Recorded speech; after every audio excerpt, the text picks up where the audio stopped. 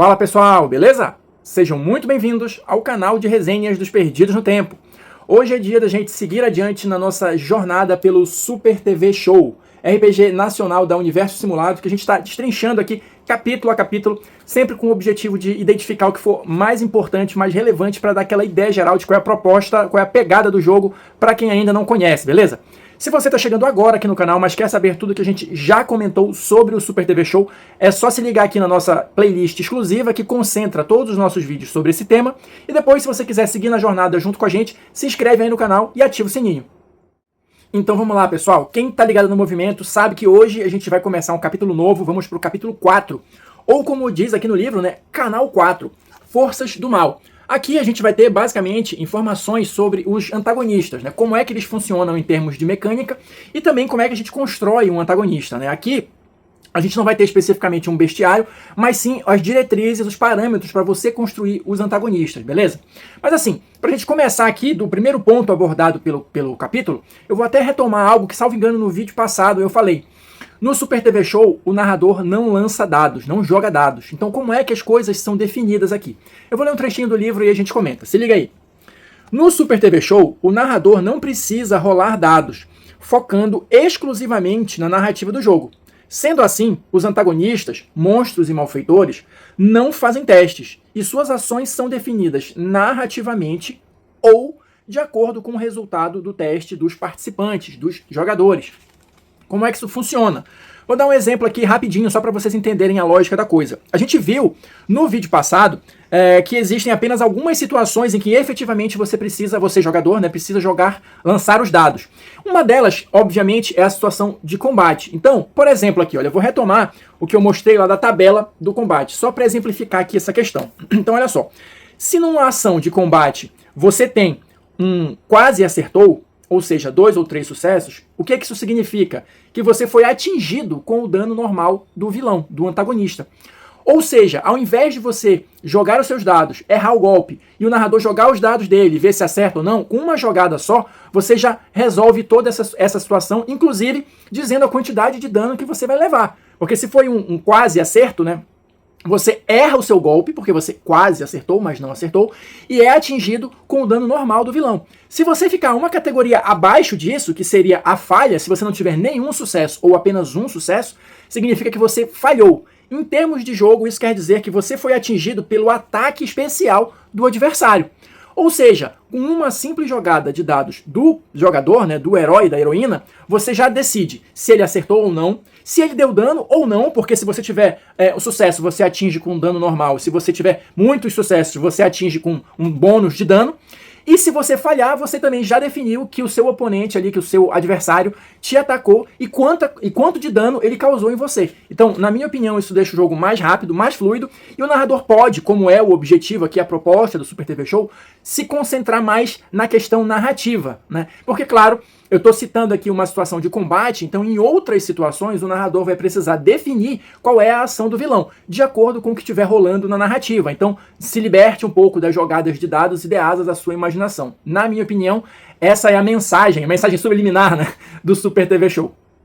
Seguindo adiante, o próximo ponto abordado aqui nesse capítulo vai ser justamente, olha, o criando antagonistas. Como é que você vai bolar aqui o seu malfeitor, o seu vilão, o seu antagonista aqui do grupo? O processo de criação de antagonistas é bem semelhante ao de protagonistas, né? ao de heróis e heroínas. Você vai ter aqui 4 etapas, 4 passos, mas claro, vai ter uma ou outra diferença durante, né, esses passos, na execução desses passos. Então eu vou dar uma visão geral aqui para vocês desse processo todo. Primeiro, a gente começa, olha, na etapa 1, definindo algumas coisas, como por exemplo, o nível de periculosidade indica o quanto é perigoso enfrentar o antagonista. E a partir desse nível de periculosidade, você já vai tirar outras características, tipo dano, o valor do dano dos ataques desse antagonista. Encontros, a quantidade de criaturas atacando juntas por encontro. E por fim, pontos de vida. Indica a quantidade, né, de pontos de vida do antagonista. E aqui ele já deixa aqui uma dica, um comando. O antagonista dispara um ataque especial contra cada participante envolvido no combate sempre que ele chega na metade dos pontos de vida. Então, vai ter uma tabela aqui mais pra frente no livro, deixa eu até localizar aqui, olha só, que você pode usar para se inspirar ou sortear, né, para quem gosta aí do modo aleatório total, o nível de periculosidade. E aqui, a partir disso, você já vai ter as características, né? Então, só para dar uma ideia para vocês, o primeiro nível de periculosidade seria o bucha de canhão. Ele vai causar só 1 de dano, a quantidade por encontros vai ser sorteada num D6 e ele tem 4d1 mais 4 pontos de vida, né? E o máximo seria o vilão de nível de periculosidade cósmica, né? E aí ele causa 20 de dano, é só 1 por encontro, é mais do que suficiente, né?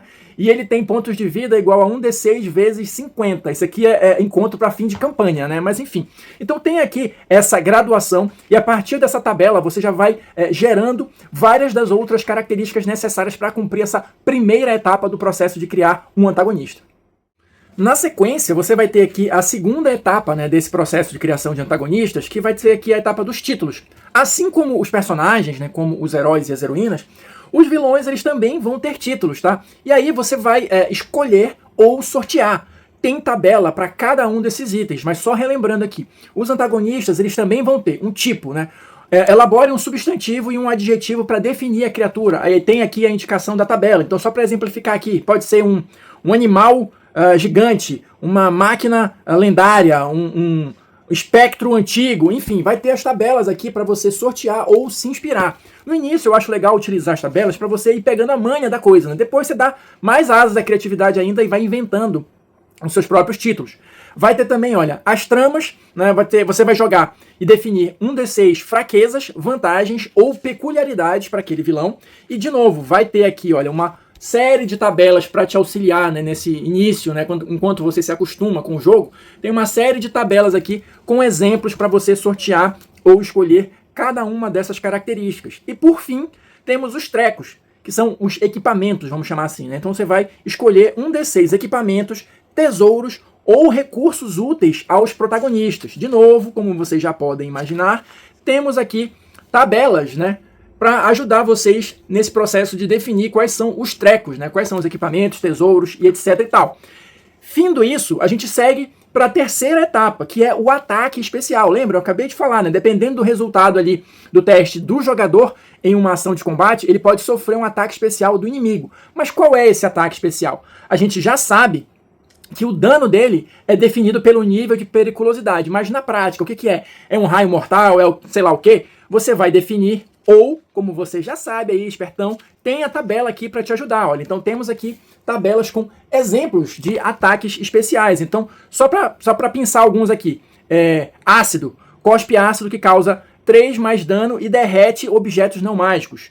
Arremesso, mais 3 no dano e te joga para longe dos demais. Enfim, uma série de outras situações aqui. Peste, gera alucinações ou desmaio em todos próximos da criatura. Vampirismo, causa mais 2 de dano no alvo e recupera a mesma quantidade de pontos de vida. Ou seja, vários exemplos aqui de ataques especiais para você incrementar aqui o seu vilão. E lembra, só para não deixar passar esse detalhe, o ataque especial ele vai entrar em cena tanto quanto o personagem falha, né, no teste, ou também quando aquele vilão chega na metade dos pontos de vida. Lembra? Eu li ainda agora. Quando o vilão chega na metade dos pontos de vida, ele dá um ataque especial em cada participante. Ou seja, aqui é tensão a toda hora, não tem moleza não. E finalmente, a quarta e última etapa no processo de criação de um antagonista é justamente a descrição. E seguindo aqui nessa linha da narrativa compartilhada efetivamente, né, aqui no Super TV Show, o que o livro diz? Os participantes descrevem a aparência do antagonista, monstro ou malfeitor. Claro, se você quiser ali, narrador, criar alguns ou deixar aquele vilão oculto ali para ser revelado no final da campanha, beleza. Mas assim, no geral, eu acho que pode ser interessante também seguir a dica aqui do livro e fazer com que os participantes, né, com que os jogadores também influenciem nessa questão da descrição, né, da aparência do vilão. Eles não precisam saber quais são os poderes, eles não precisam saber ali o que aquele vilão pode fazer de especial, mas não custa nada. Claro, vocês combinando ali, né, trocando umas figurinhas, pode ser interessante também contar com a participação dos jogadores nesse quesito.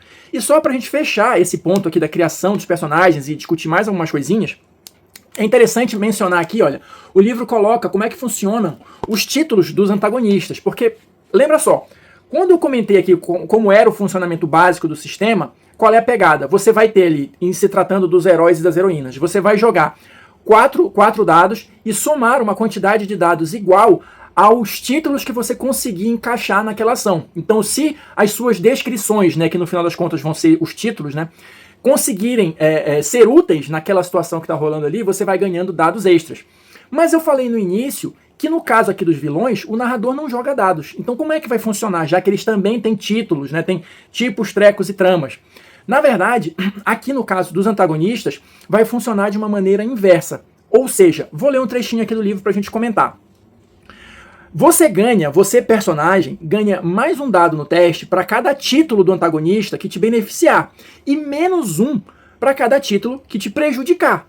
Vou ler o exemplo aqui. Mais um dado quando correr contra uma criatura dotada de lento, dessa descrição, lento. E você perde 2 dados quando medir força contra alguém que tenha os títulos gigante e forte feito um touro. Ou seja, no final das contas, você vai ter que fazer uma comparação ali dos seus títulos e dos títulos daquele antagonista. E ver, naquela situação específica, o que dá vantagem para um ou para outro. Só que se no caso do antagonista levar a vantagem, ou se aquele título, aquela descrição que ele tem ali, for mais favorável naquela situação específica, isso vai representar mecanicamente que o personagem, perde dados. E o contrário também é verdadeiro. Se os títulos, né, se as características, se as descrições do personagem levarem vantagem sobre os títulos do antagonista naquela situação específica, o personagem ganha dados extras. Basicamente é isso. Seguindo adiante, o livro apresenta aqui um tópico chamado Guia da Vilania, que nada mais é do que um conjunto de dicas, né, ou outras características que são interessantes na hora de você criar ali a sua força do mal, né, o seu vilão, a sua inteligência maligna, enfim, o que quer que os jogadores estejam enfrentando aí na sua história. Ele vai dando aqui várias dicas, eu vou pensar aqui só algumas para vocês terem uma ideia aqui do que ele está falando, mas basicamente é aquela construção de vilão de desenho animado. Então, como vocês podem imaginar, tem um tópico aqui chamado armadilhas. Por algum estranho motivo, sempre que são capazes de aprisionar a heroína ou herói da TV, os vilões colocam eles desarmados em alguma armadilha mirabolante, explicam todo o plano e depois vão embora. Isso é básico, né, para quem assistiu o desenho, e até alguns filmes também funcionam assim. Outro exemplo, covil. Eles geralmente habitam esconderijos edificados em um local secreto ou maligno, né? Uma pirâmide erguida num pântano macabro, um castelo no formato de cobra, né? Outro exemplo aqui, o exército do mal. São servidos por uma gangue tão cruel contra ele, só que muito mais incompetente, né? Esta malta será formada por um D6 mais um generais e inúmeros buchas de canhão, né? Aquela galera que vai servir para barrar o avanço dos personagens antes que eles cheguem de repente no tal covil maligno, né? Outro aqui, monitores. Sempre monitorando os heróis e heroínas da TV através de computadores ou recursos místicos ou o que quer que seja, sempre que você tentar criar um plano ou surpreender um malfeitor, deverá rolar um dado. Sorteando 0 ou ímpar, no caso aqui, significa que o vilão já sabe dos seus planos. Tudo isso, todas essas características aqui presentes no Guia da Vilania, se você assistir desenhos animados suficientes, você com certeza vai identificar todas elas aqui. Então, de novo, isso é algo que bate muito com a nostalgia, né, dos desenhos que a gente assistia. E, claro, está dentro do escopo da proposta do jogo, que é justamente transportar esse universo para sua mesa de RPG. Na sequência, para a gente encaminhar para o final desse vídeo, o livro vai trazer aqui, olha, acertando o tom das forças do mal, que é basicamente aquelas diretrizes, né, que o livro vem falando em cada tópico, para você ter uma orientação aí na hora de criar o seu vilão. Então vamos lá. Quais são, né, as dicas que ele dá aqui? Primeiro, planos malignos são bizarros e nonsense. Básico também de desenhos animados. 2. Monstros são estranhos e os vilões são espalhafatosos. Também nenhuma novidade aqui para quem está acostumado com esse universo. E o terceiro, o bem sempre vence o mal e espanta o temporal, para quem tem a referência. Se ele ainda não venceu, é porque não estamos no fim. Então, tendo essas diretrizes em mente, você vai criar aqui o seu vilão, a sua força do mal e todo o desenrolar da história, né? E pra gente fechar o capítulo, porque depois aqui só vão ter aquelas tabelas que eu já mostrei para vocês, temos aqui uma nota do autor, tá? Que eu vou ler aqui pra gente concluir o capítulo 4. Se liga aí. Importante ressaltar que a criação do vilão não deve abordar ou reforçar estereótipos de xenofobia, misantropia, gerontofobia, gordofobia, homofobia, racismo, entre outros. Acreditamos que, acima de tudo, a luta contra o mal corresponde à tentativa de construir uma sociedade mais saudável, tá? Então, diversão não combina com preconceito, beleza? Então é isso, pessoal. Vou ficando por aqui. Espero que vocês estejam curtindo a nossa jornada pelo Super TV Show. Quem assistiu o vídeo até agora, muito obrigado. Deixa aí o seu like, o seu comentário pra gente continuar batendo papo, trocando informações. Quem quiser seguir viagem com a gente, não esquece de ativar o sininho aí, se inscrever no canal. E a gente se encontra na próxima resenha.